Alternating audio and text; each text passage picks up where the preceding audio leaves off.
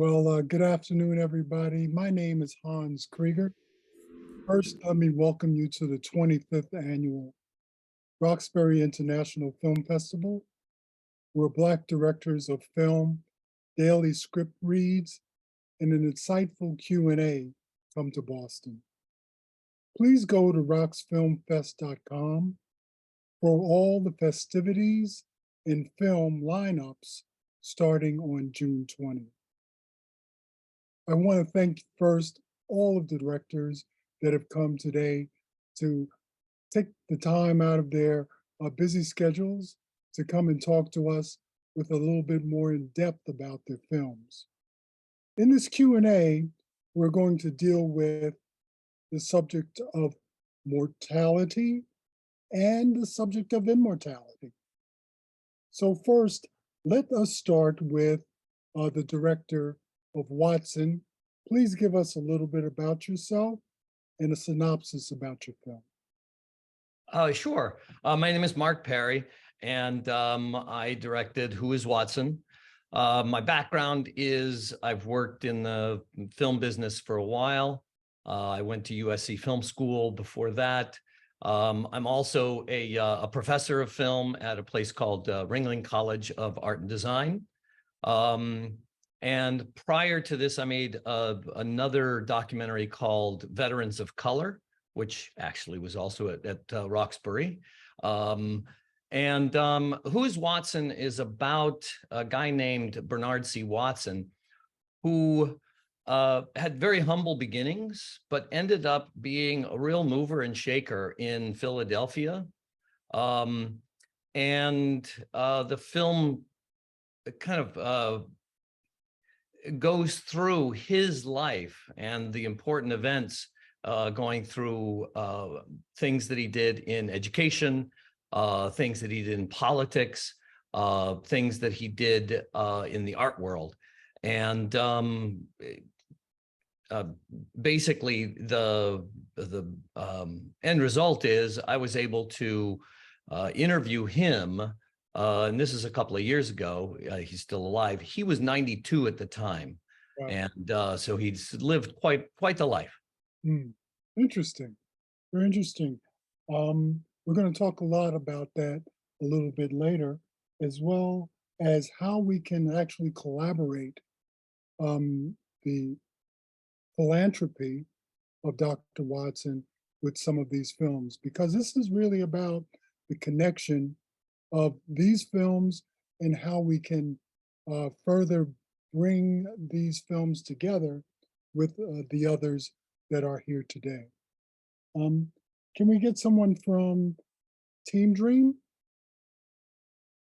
Can you talk us a little bit about yourself and about your film? Sure. Team Dream is a film about two women who are friends, Anne and Madeline, who became athletes in retirement. They are competitive swimmers who compete at the National Senior Games, and the film follows them on their journey to the competition. The film is part of the Queen Collective, which was started by Queen Latifah and Procter & Gamble and Tribeca Studios to widen the lens of what we see on screen of the Black experience, and also provide more opportunities for those people behind the lens, like myself. I didn't direct my first feature until I was 50. So I relate very well to Madeline and Anne's story. I have no intention of retiring, and I'm just getting started. They are wonderful, inspiring examples of never giving up on your dreams and living life to the fullest. So, can I next speak with the director of Great Day in Roxbury? Hi, I'm Bithyah Israel. I directed and shot the film, and I am a musician, a music educator, and I'm sitting here at the UU Urban Ministry in Roxbury, which is where the film was filmed. I've been community engagement coordinator and tourist program lead here. Very good. That film was heartfelt. I could see the group of individuals that were there were very connected to the Highland Park section of Roxbury, and I Yes. love to hear a lot more about that. Yes, I'm a Boston native, and I've been in the Boston area after returning about 21 years.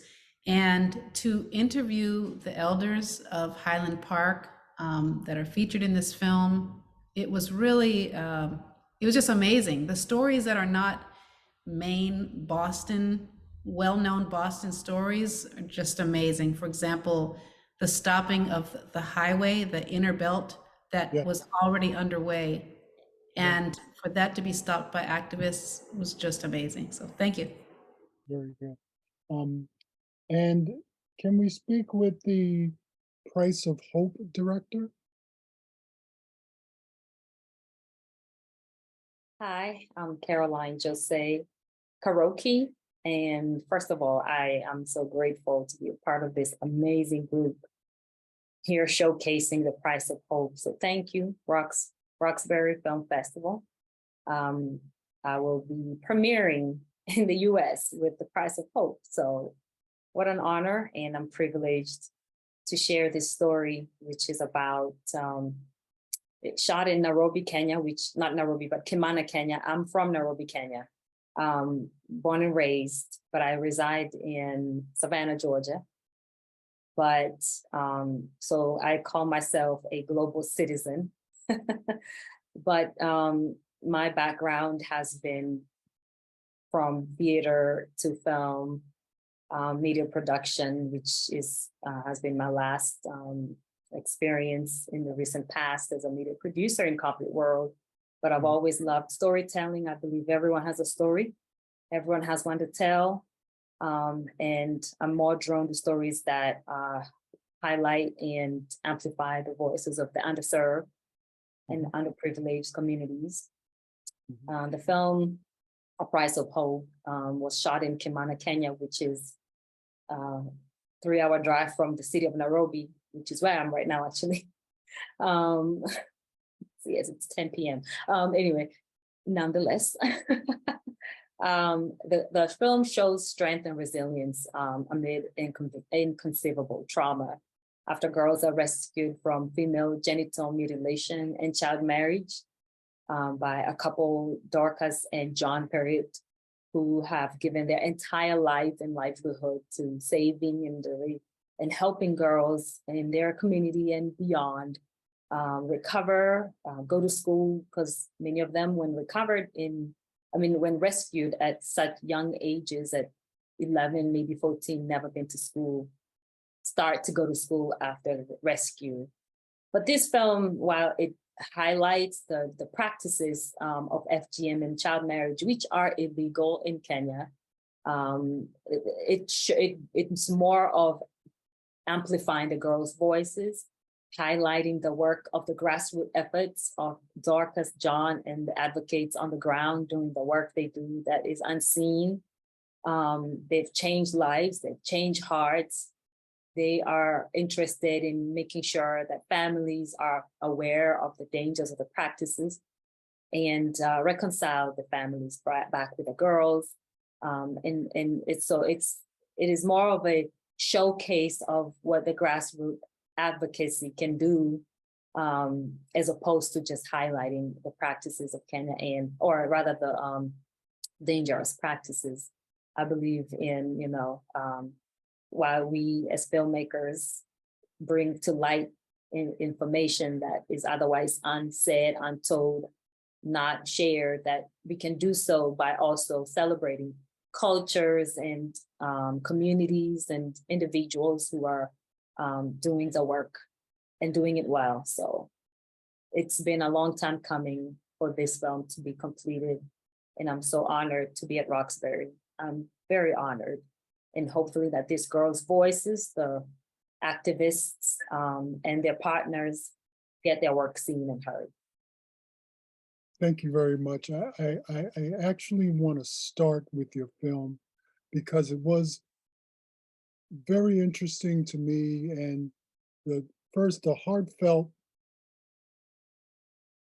shame that I feel for the individuals and the strife that they went through at such an early age really is appalling. It had a touch to me that I want to try and hug each and every one of them to let them know that, you know, there is still opportunity. There is still ways that we can come together to try and stop this, not just in Kenya, but across Africa and other places. So thank you for being here. I appreciate that. Thank you. So first, I wanted to know a little bit more, for those who haven't seen it, you just got a description of it. I just wanted to know a little bit more of the efforts that are being put forward by John P. and his wife. I know that they have started the Hope Beyond Transition School, which houses how many girls, and what is the time frame to move them on to the next level? It varies on the trauma the girls have experienced.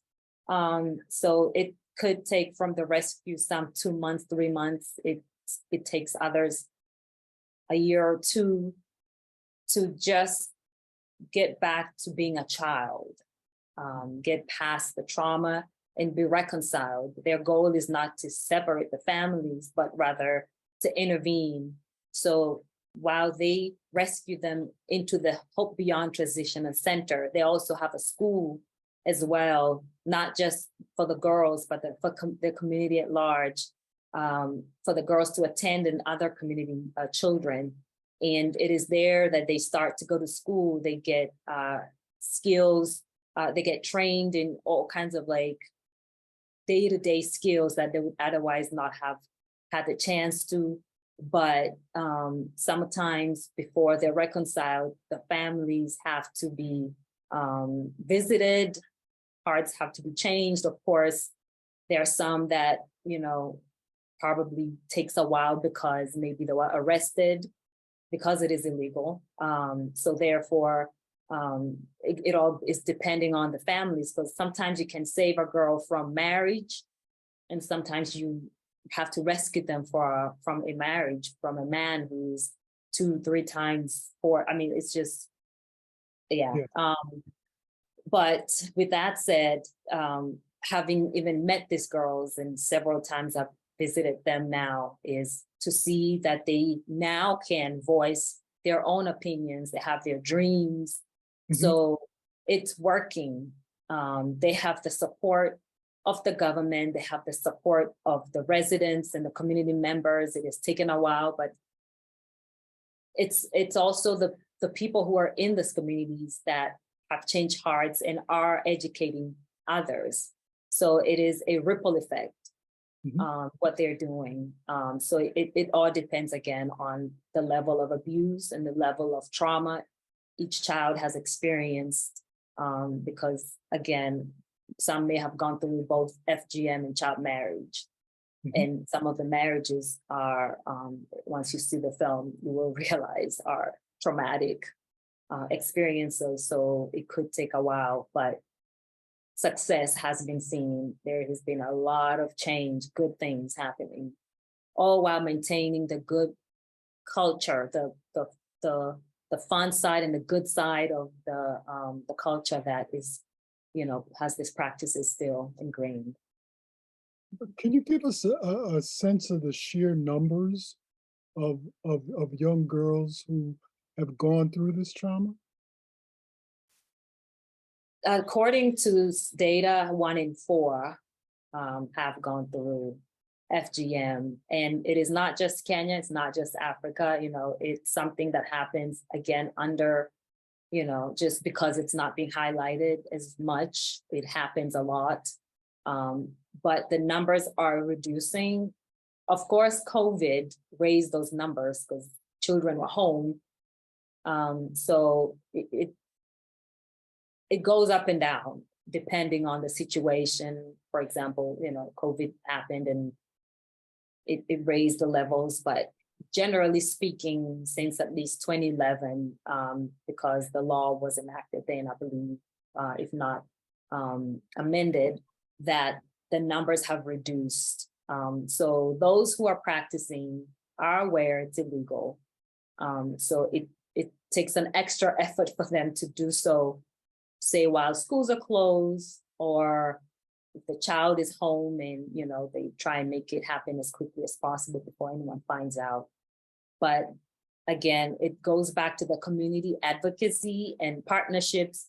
They've created what they call Nyumba Kumi, which is like a neighborhood watch system where if there's any rumors of any child about to undergo FGM or child marriage, it quickly makes way to people like Dorcas and John Parry, who then quickly activate the forces with the police to go and rescue this child and make arrests. Mm-hmm. Very interesting. I think that the police force who are now were turning their back to allowing this to happen is now, you see that the joint efforts of the community activists, the police, and the clergy are really trying to make a change. Now, I know there are other countries in Africa that are still practicing to this day. Can you give us a light on some of those other locations that we can speak of? Mm-hmm. I can't speak honestly or wholly or with true data on other countries, but I know until it is made illegal, not much can be done. Mm-hmm. Or, sometimes it's tied to a cultural practice, or it's deep-seated in a community that is in a country or a location that it is not illegal, or the law the law is hard to stop the right. practices from happening because these are happening in such remote areas. Sometimes they have to travel 3 hours just to go and make a rescue in rough terrain. So the environment also just makes it a little bit difficult to do so. But I think that with continued support, especially from the government, especially from the community, and the cutters, the people who perform this FGM, have turned against the practice and are the ones actually in the front line. So it definitely speaks to the efforts that are being done to couples such as Dorcas and John and others in the country. So hopefully that such films and such stories and the girls speaking for themselves about their past, about their future and their dreams and their hopes will inspire other communities and other countries, other nations whose efforts that either have not been enacted quickly enough or are not being made illegal, that hopefully that change is happening, even as we speak. Sounds good. I want to quickly turn to the Watson segment with Mark. And I know in Philadelphia, the philanthropy of Dr. Watson was phenomenal, because I see that he has put together a lot of different organizations and different ways to help the city of Philadelphia to do more with the crime and the issues that it has had. My granddaughter goes to Temple, as a matter of fact, and it has helped to stem the tide and change things in that city. Can you give us some more insight on what the Dr. Watson's causes are? Because we see that in this Q&A, we want to have connections, right? So we see that we have some Kenyan roots here, but we also have Dr. Watson from a philanthropical standpoint that may be able to help in some of these dealings. So please, what can you share with us? Sure. Look, Dr. Watson went from being a vice president of Temple University. So he was in academia and did a lot of work years that way. And then he moved on to what's called the William Penn Foundation. He was hired as their new president and CEO, and he ran that foundation. And his goal was to really find a way to enable African Americans in the community in a way that they hadn't been prior. And so a lot of the initiatives that he got behind had to do with giving African Americans a better shot. One of the things that he did, because I mean, one of the things that he talks about in the film is there's this area called the Avenue of the Arts in Philadelphia, which is all the theaters, and there's some art schools and that kind of thing. There's a jazz club. They wanted to expand that at the time when they were doing this. It really wasn't a cohesive group of arts businesses at the time. It was just a couple of little things. Mhm. And so he and his group got together and decided this is something that we can do. It's in an area of Philadelphia that tends to be a little more affluent. But he also wanted to highlight and work on the area, it's called Broad Street, that was largely the African American area of town where Temple University sits. And there were issues there. And so he was able to form what's called the beach companies, which came about to specifically help that area, that it would be money that local businesses could get loans from or draw money from, get grants from, to actually help that area build. And so really it's been transformative in terms of that area and what he brought to it. So really, I mean, it's interesting. He's a guy who, and he says it himself, he actively avoided the media, didn't want to be in front of the camera, was not a politician, didn't want to do those kinds of things. But he was constantly behind the scenes doing the things that needed to be done to make things better. And so it's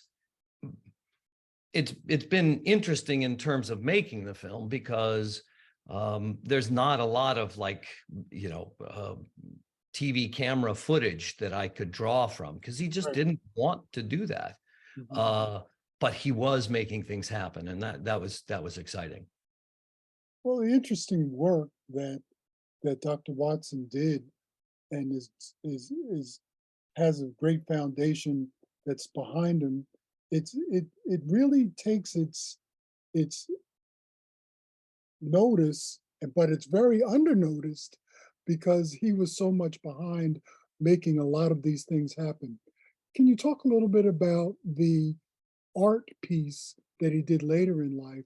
I know that he started a foundation that moved art from a situation where it was not as secure or being stolen, or was it being moved to a new building and an art system that he had put together. I'm not 100% on the story, but I like to get it straight from you.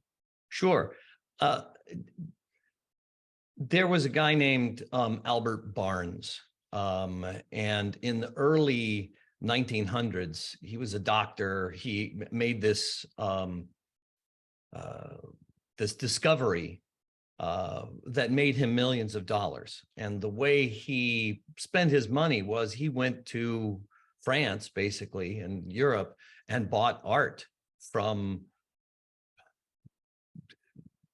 Monet, Cezanne, you know, so he collected all this art. So he ended up with this really large, really substantial art collection that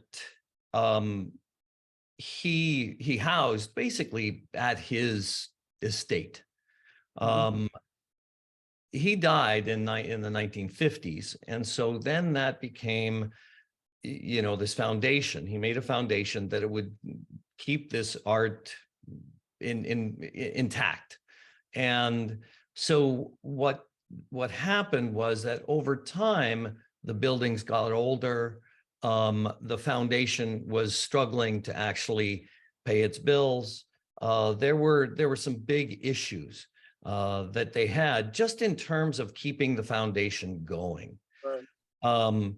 And so in, oh gosh, it was probably the early 2000s where they were really in trouble. And so Bernie got a call, hey, you know, the president of the Barnes said, I need some help raising some money so that we can actually save this. And one of the problems that they had was the neighborhood that his house, his estate is in, did not want to see a lot of people coming in on buses and coming and parking there, and weekends, lots of people kind of milling about going to see this thing. So it was actually viewing the art collection was very restrictive. And so it became very apparent in this process that the only way to really save it was to move it. So it was in a place called Lower Merion Township. And so what was decided was that they were going to move it to the Parkway in Philadelphia. That was a very, very controversial and well, there were some very loud voices that were very against doing that. And Bernie took some real heat as they were trying to do this. There were a couple of court cases that they had to go through. So it was a big process to actually get that moved. But one of the reasons why they thought that they could move it, one was there would be more people that could view it. But at the same time, it would be closer so children of Philadelphia could actually come and see the art. Right. And they have a very strong outreach department now, where the art is much more accessible. And it's a beautiful, beautiful facility that they've got. And so it really was this huge undertaking, which, by the way, Bernie was not paid for. He was doing all of it for free. And it was the better part of 15 years that he was president of the board. So it was quite the thing that he did. That is amazing. I like his tenacity, even at the age of, what was he, about 75, 80 when he Yeah, he was retired, officially retired when he got the call and basically said, look, if you'll pay he lived in Sarasota at the time, he had moved out. And he says, if you'll pay my travel fees, I'll do this. And when he starts something, he gets it done. He is very tenacious. That's fantastic. I want to move to Great Day in Roxbury and talk a little bit about the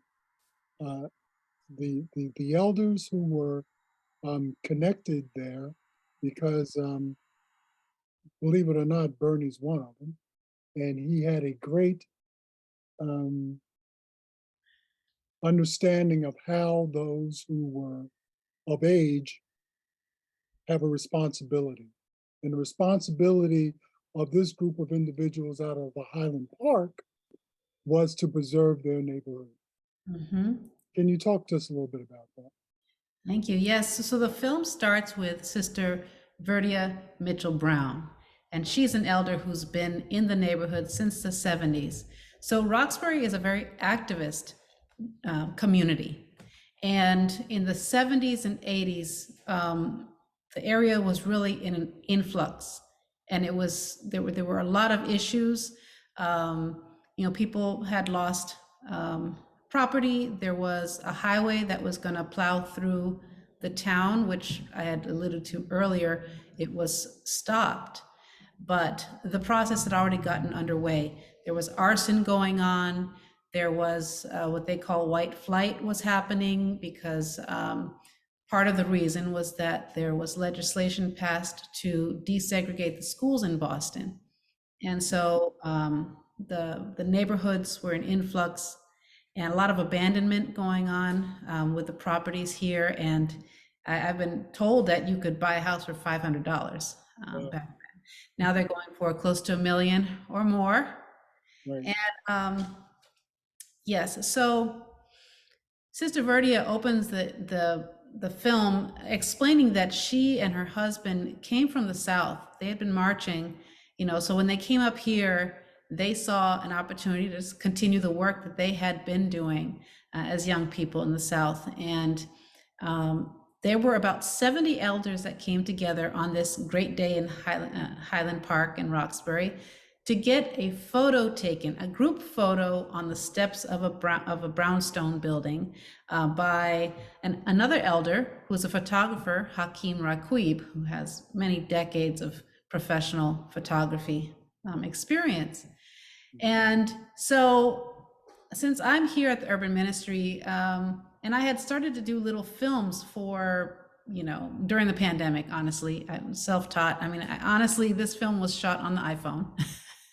And so I said, Bithyah, can you come? We're going to get these elders together and it's going to be a special day. And can you just, document it?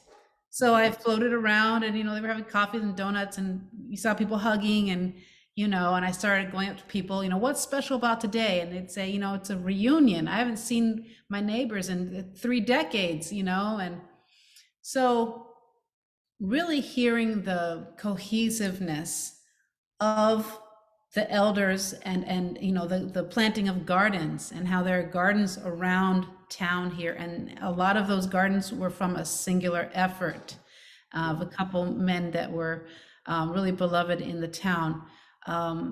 It's just amazing. It's eye-opening to see what's taken for granted and what actually took place and what it took to really create an environment that Highland Park enjoys. Also, another part of the film, the community organizers that got the elders together, they wanted the younger generation to speak and to express gratitude and express what the elders had done for them. So during this basically a block party, you get to hear from the next generation who talks about, this elder was my second mother, and just the different ways that, someone sitting on their porch every day asking you, how are you doing? What's going on with you?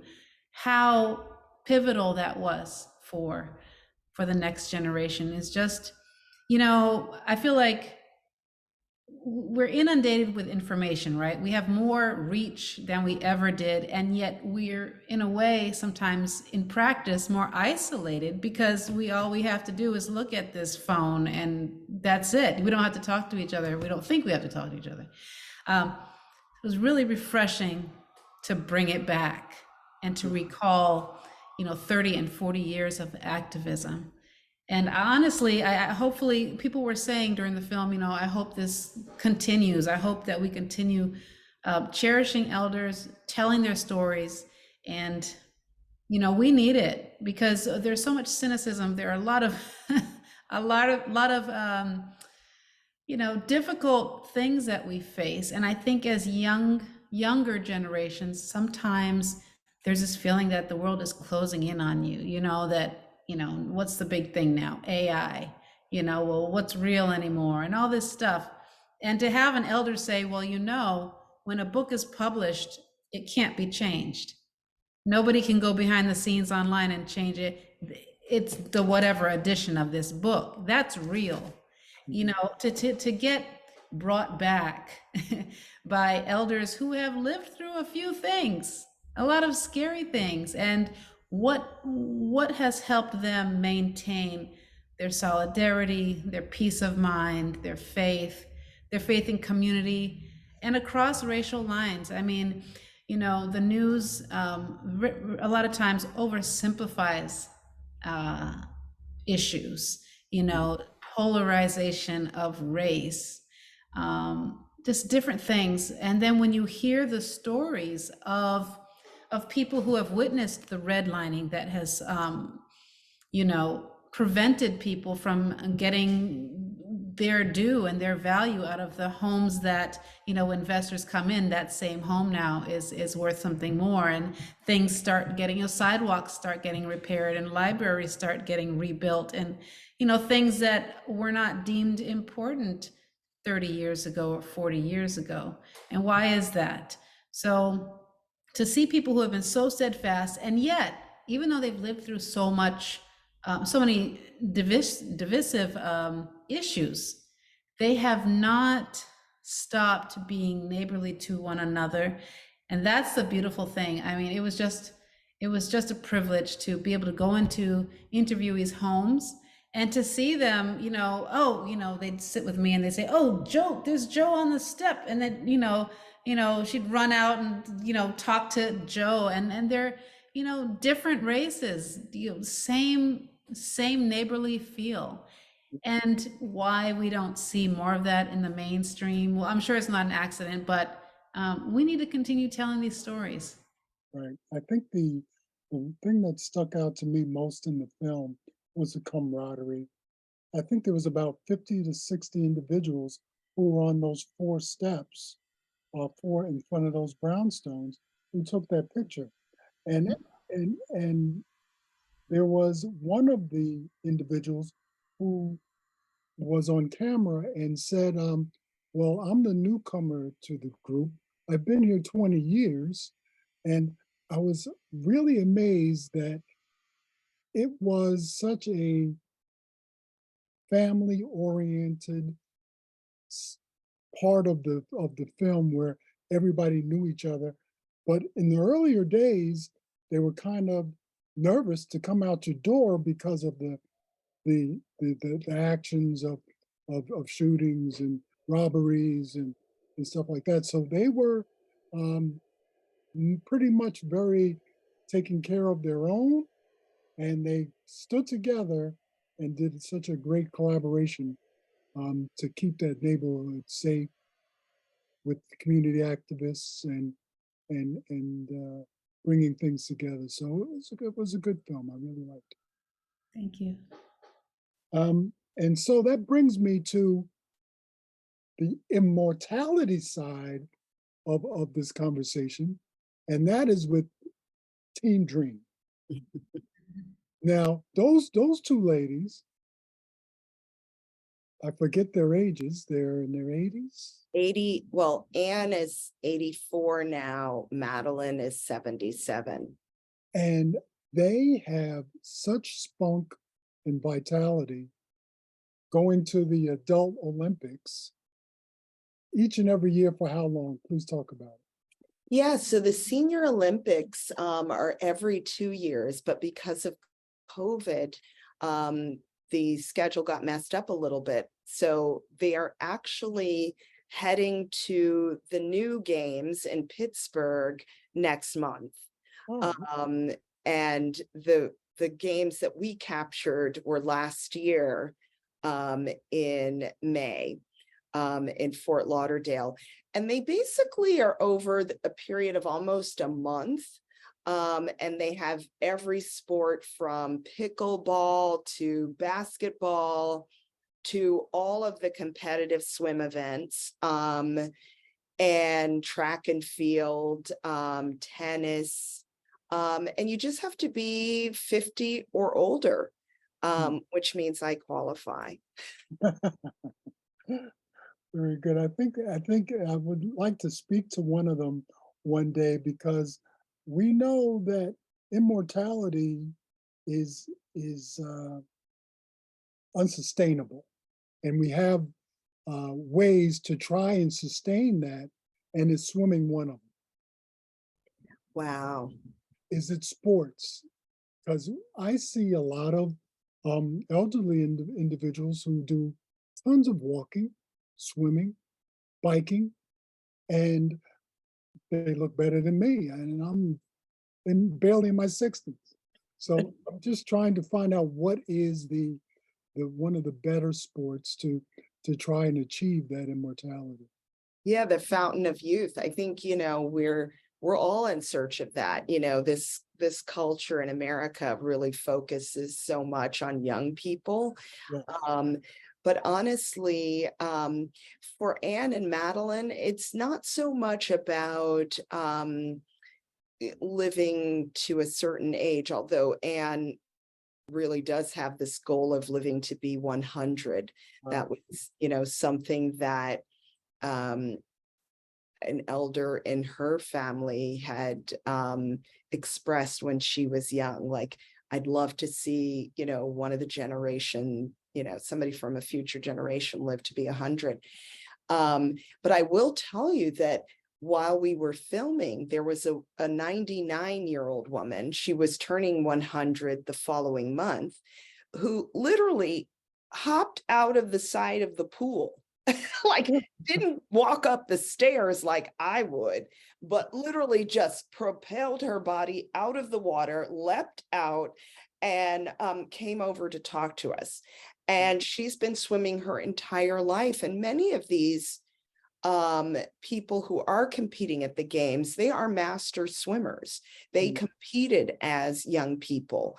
The difference with Anne and Madeline is that even though all of these women, and many of them they're competing against, did not have the benefit of Title IX, which opened the door to women to compete in sports at every level of education. For Anne and Madeline, the issue was racism. It was segregation.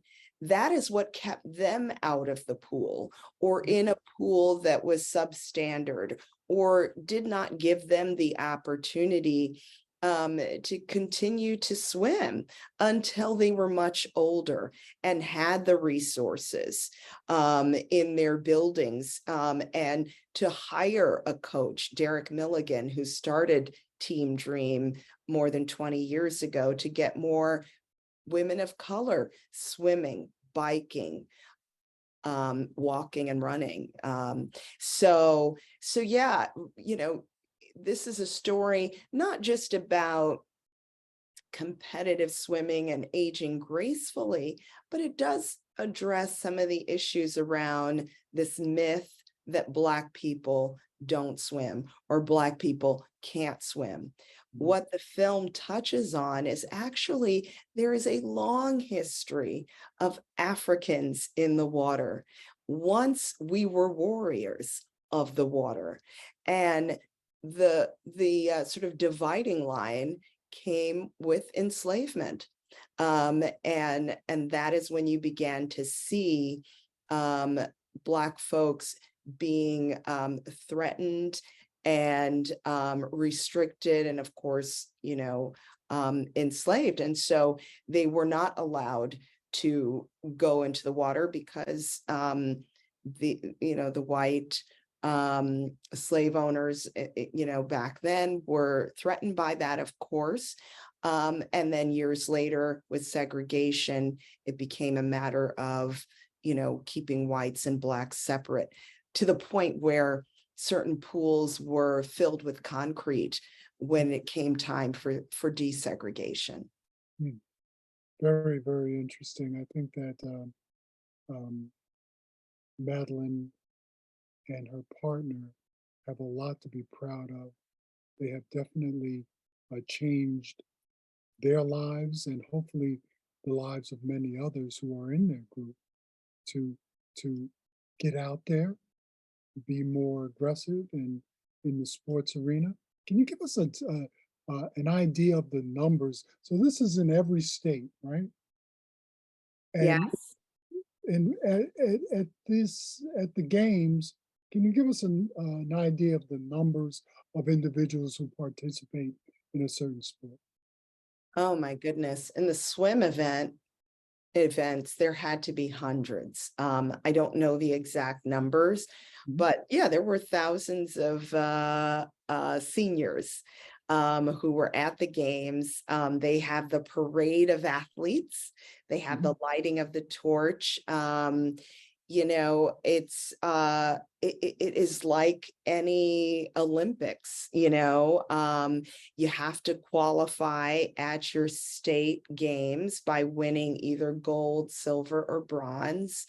And some states are more competitive than others. And Anne likes to say, you know, she has outlasted most of her competition. She's the oldest in her age category. And so, you know, some the swim events are also grouped by age. Right. So, you know, in her age group, she actually took, I think, 3 ribbons at the National Senior Games, where it is really tough because, again, you're getting people from all over the country, the 50 states, who compete. Now, one other thing I would just say about this sort of fountain of youth, you know, it's not just about moving your body every day, but it's about being connected. And, you know, whether that's being connected to something that you are passionate about, having, you know, something that gets you up every day, or being connected